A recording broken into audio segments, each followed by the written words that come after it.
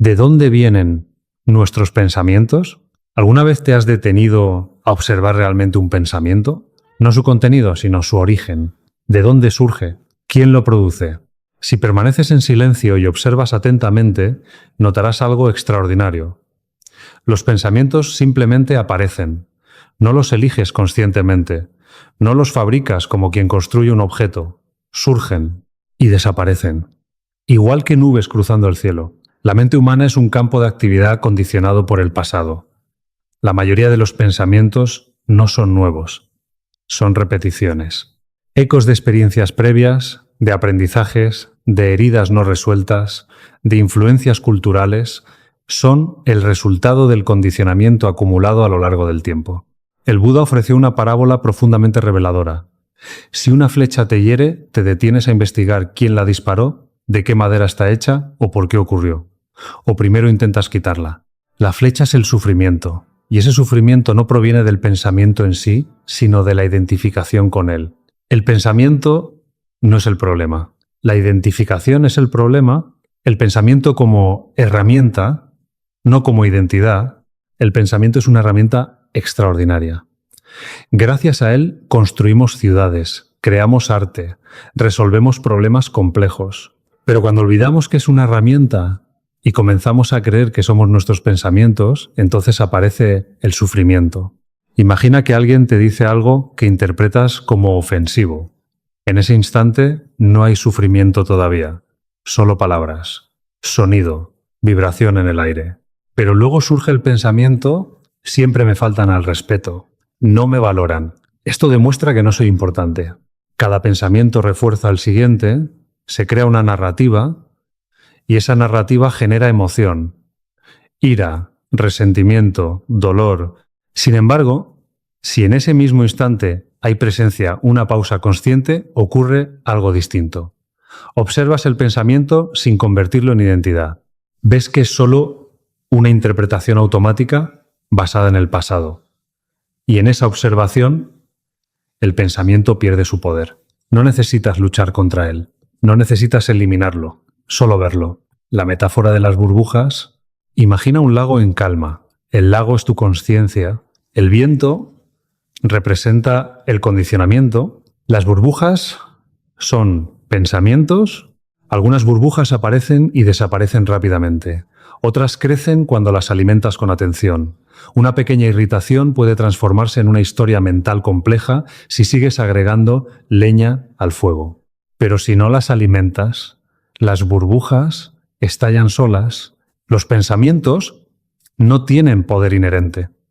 El poder proviene de la atención inconsciente que les das. El estado de flujo.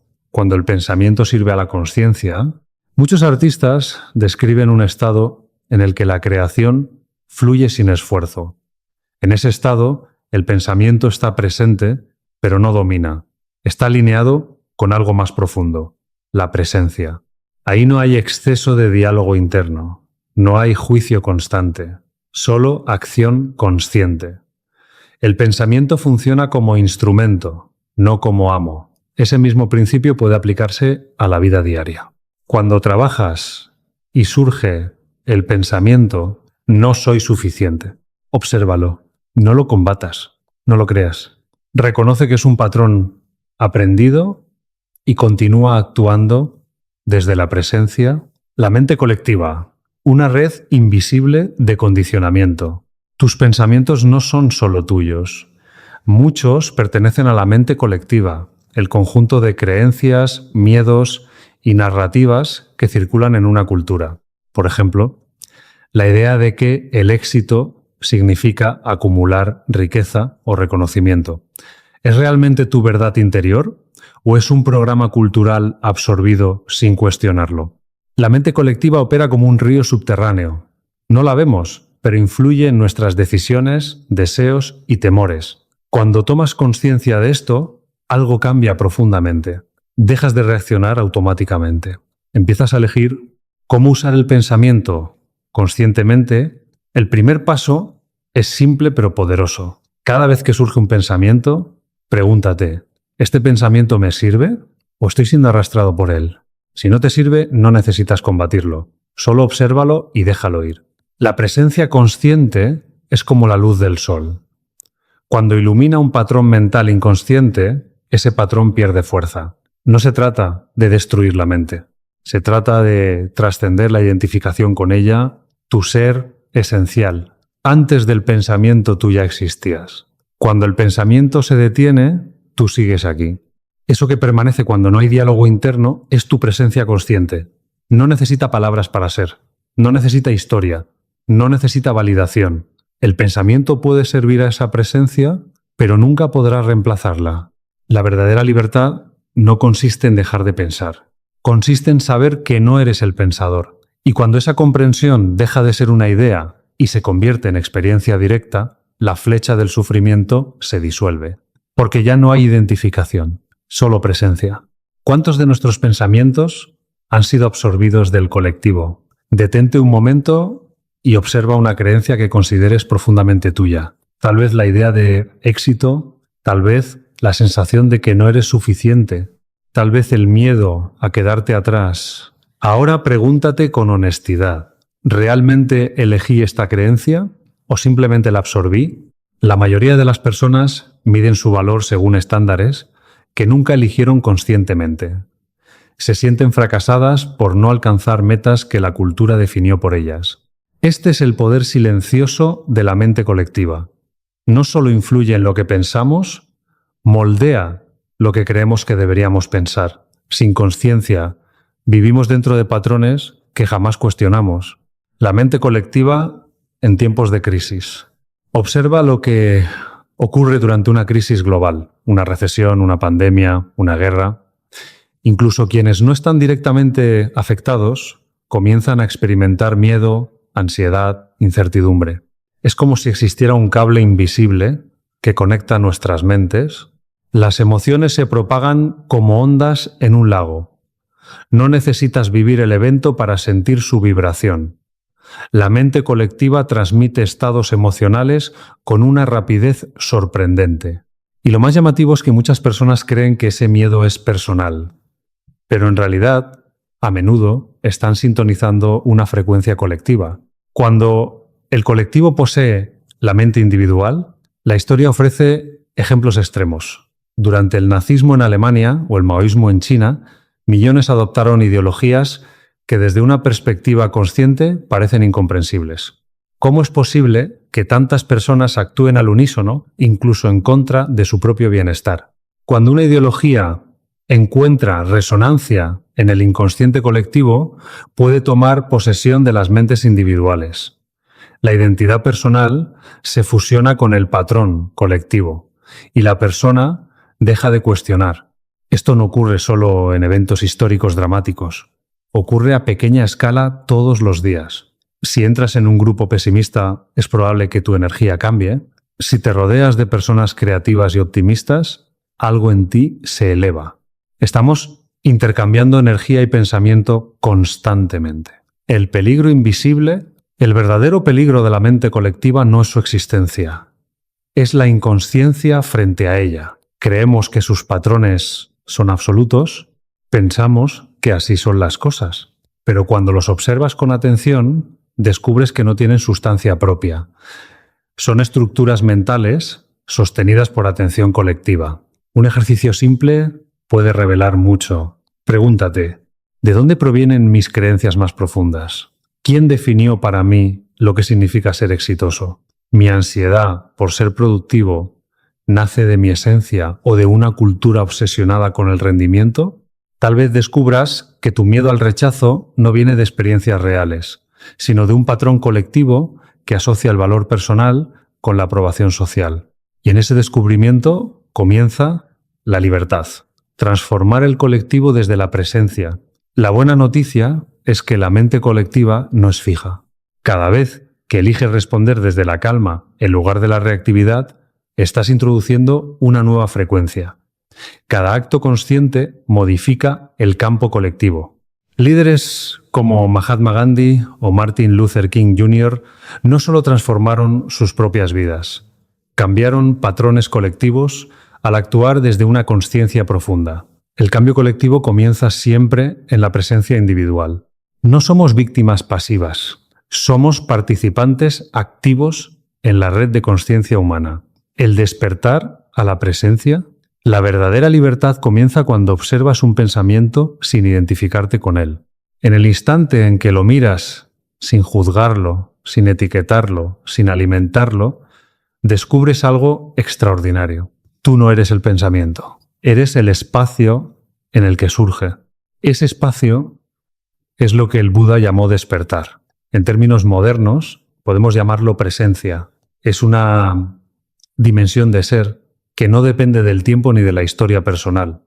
Es profundamente pacífica porque no necesita convertirse en nada. La identificación, el velo. Cuando estamos identificados con la mente, nuestras historias internas nos definen. Soy insuficiente. Nunca lo lograré. Necesito esto para ser feliz. Pero estas frases son solo formas mentales, no son identidad. Cuando las adoptas como verdad, te conviertes en prisionero de narrativas que no elegiste conscientemente. Detrás de esas historias hay algo más real, la consciencia misma. No eres tus emociones pasajeras, no eres la voz en tu cabeza, eres el testigo silencioso, la flecha del sufrimiento. El sufrimiento no reside en la experiencia directa, surge de la resistencia mental. La mente revive el pasado, proyecta el futuro, convierte una chispa en incendio. Un pensamiento negativo aparece. Si lo alimentas, crece. Si lo observas sin reaccionar, se extingue.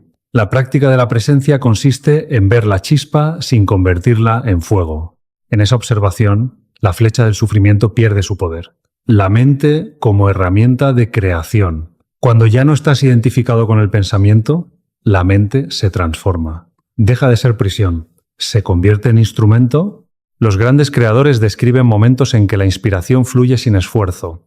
En esos instantes, el pensamiento está alineado con la presencia.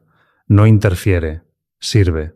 La mente, guiada por la consciencia, es un vehículo extraordinario para manifestar ideas, resolver problemas y expresar lo más auténtico de tu ser. Pero solo puede cumplir ese propósito cuando deja de ocupar el lugar del amo. La libertad no consiste en destruir la mente. Consiste en recordar que tú eres anterior a ella, y cuando esta comprensión deja de ser intelectual y se vuelve experiencia directa, el colectivo pierde su poder inconsciente sobre ti. Porque ya no estás dormido, estás presente. Cuando las ideas parecen venir de otro lugar, a veces una idea surge con una claridad sorprendente. No parece construida paso a paso por el pensamiento lógico. Simplemente aparece, como si viniera de un espacio más profundo. Esto ocurre cuando la mente deja de estar saturada por el ruido del ego, ¿no? Cuando no está ocupada diciendo, esto no funcionará, no soy lo suficientemente bueno, y si fracaso, en ese silencio interior, la mente se vuelve receptiva. No crea desde la tensión, sino desde la presencia. Observa el caso de Nikola Tesla. Se dice que visualizaba sus inventos con tal precisión que podía construirlos sin planos previos. No era imaginación desordenada, era una mente alineada con una claridad profunda. La idea no surgía del miedo ni del deseo de validación, sino de una percepción interna nítida.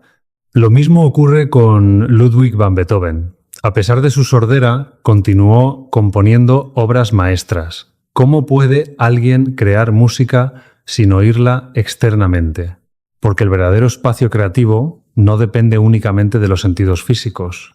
Surge de una dimensión interior donde la mente se convierte en instrumento al servicio de algo más profundo. Cuando la mente está guiada por la presencia, se transforma en un canal limpio. La mente en el caos y la mente en la claridad. En la vida cotidiana, este mismo poder está disponible para ti. Imagina que enfrentas un problema en el trabajo. Desde la identificación, la mente comienza a crear escenarios catastróficos. Proyecta fracasos. Reproduce viejos miedos.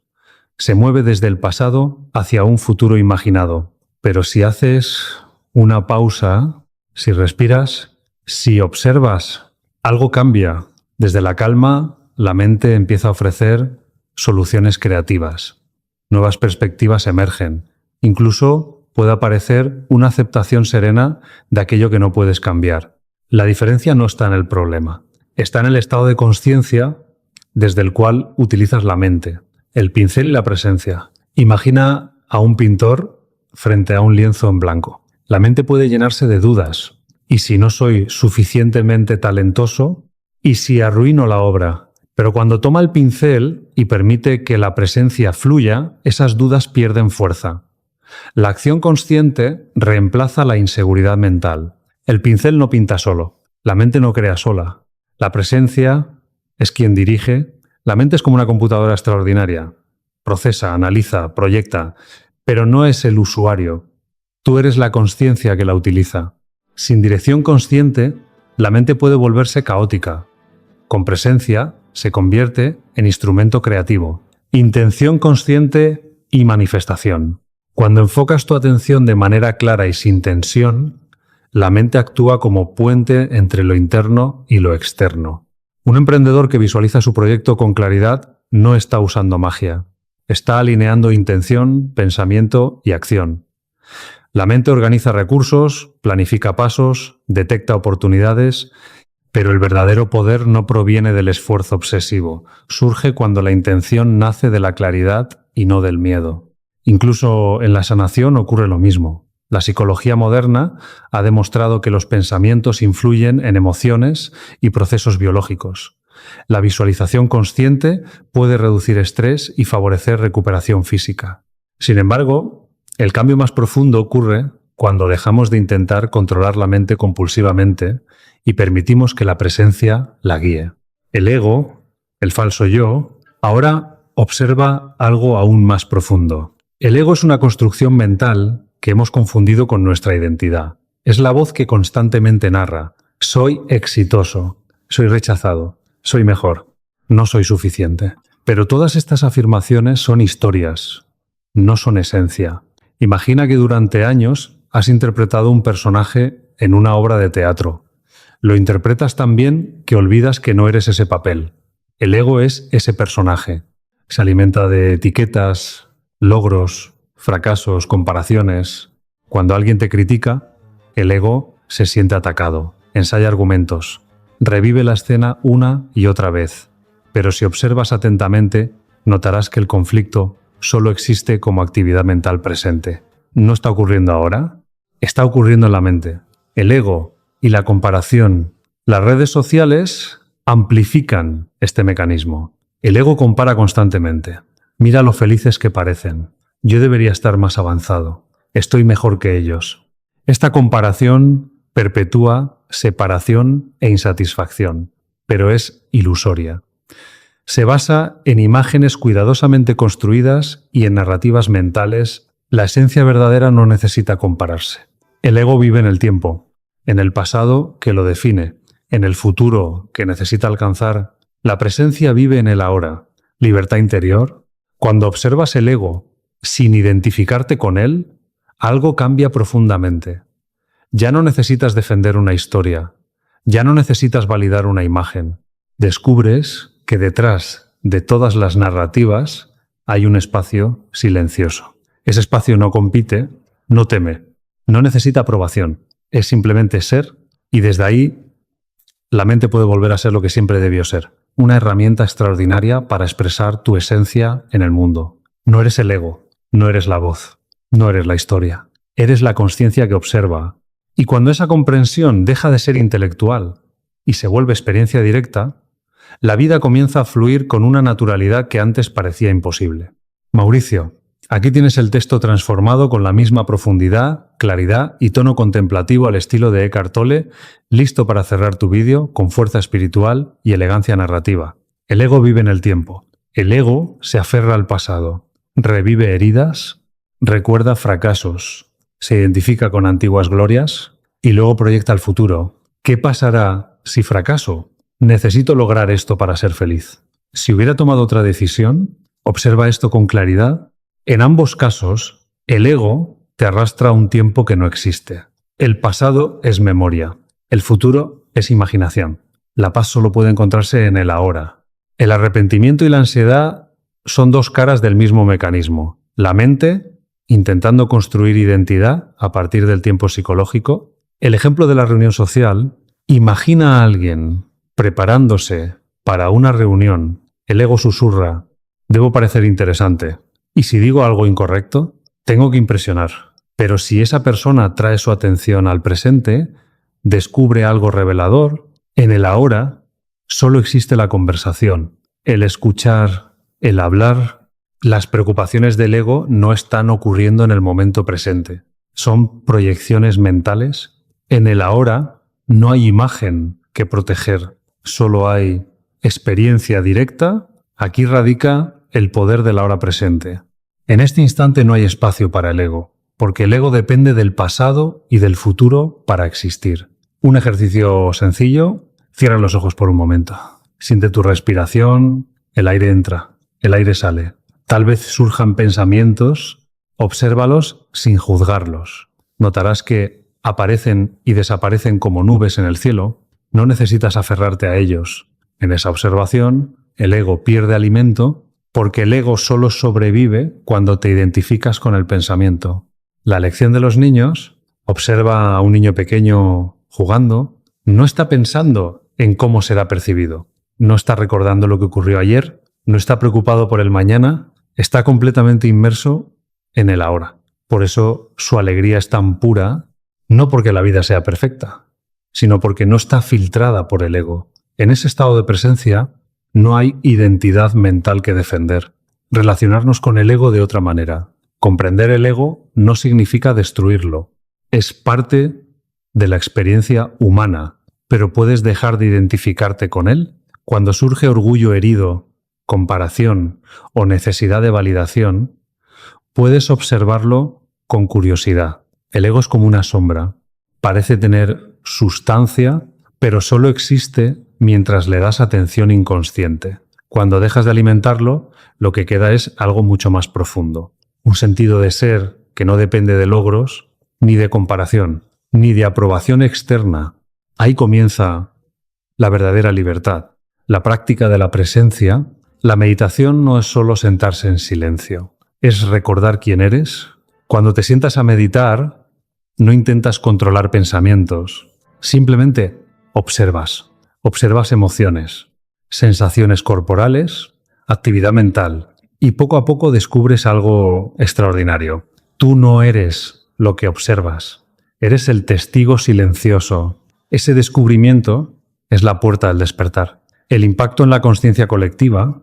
Cada momento de presencia no solo transforma tu vida, también influye en la consciencia colectiva. La mente colectiva, ese océano compartido de pensamientos y emociones, cambia cada vez que alguien elige responder desde la calma en lugar del miedo. Cada vez que no reaccionas automáticamente, introduces un nuevo patrón en el campo humano. La transformación personal y la colectiva están profundamente conectadas. Al sanar tu mente, ayudas a sanar el mundo. El silencio como puerta. El silencio es el origen y el final del pensamiento. Cuando entras en el silencio, descubres una dimensión que no puede ser capturada por palabras. No necesitas horas de retiro. Basta con detenerte unos segundos, escuchar tu respiración, sentir el latido del corazón, percibir el sonido del viento. En esos instantes tocas lo eterno. El despertar es ahora.